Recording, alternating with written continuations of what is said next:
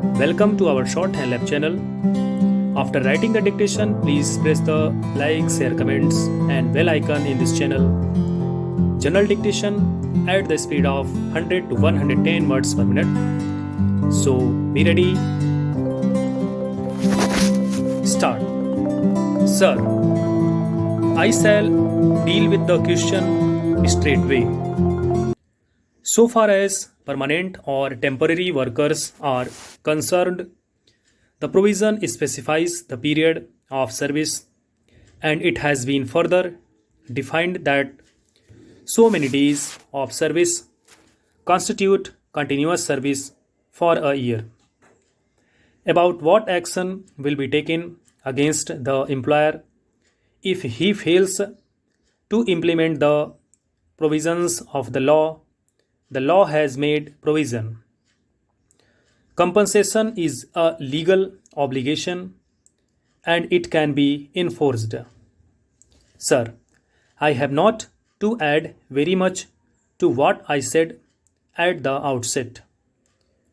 I find that the reactions to this proposed legislation proceed from two different and opposite angles, and if I may submit, the two extreme views put forward are based on some kind of misunderstanding or imperfect understanding of the aims of this legislation and the ends which are sought to be achieved through it.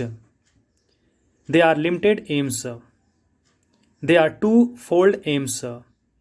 Firstly, coming to the views expressed by my honorable friend Dr. Mukherjee, the question was viewed chiefly from the interests of the industry, and from the other side, the question was viewed chiefly from the interest of workers. We have tried to balance both these things, but no claim is being made that through this legislation, all that can be claimed on behalf of the industry or on behalf of the workers is going to be achieved, because the two aims are fair deal to the workers and that production should not be curtailed, and also that the industry should not suffer. Now, this legislation also has two aspects.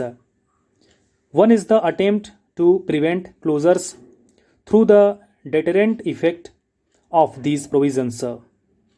That there is a good deal of substance in this approach will be evident from the fact that in the first case, when an ordinance was promulgated, a number of closures which had threatened actually did not materialize. This means that sometimes the closures were not really so very necessary and that there were no compelling reasons. There may be some consideration of evidence of a little loss in time when there is depression, when one can do without additional production and things like that. The limited interest of a particular individual employer and not the larger national interest concerning production or the interest of the employees may perhaps be the consideration in these things. This legislation has a salutary effect. It will still have that effect when we pass this law now. But if either the workers or those who are very keen to have no curtailment of production think that this is going to stop closures, it is not so. Other things have to be done in order to prevent closures which are preventable. Some suggestions have been made by my honorable friend here. They are very good suggestions, but they do not directly concern us here. we have to do other things. We have got the Industries Development and Regulation Act, and we can put into use the various provisions of that act also. Something of that kind was done before in the case of one concern to which my honorable friend there made a reference. I may inform the House that even in the case of the closures which have occurred and regarding which we received information, we started acting.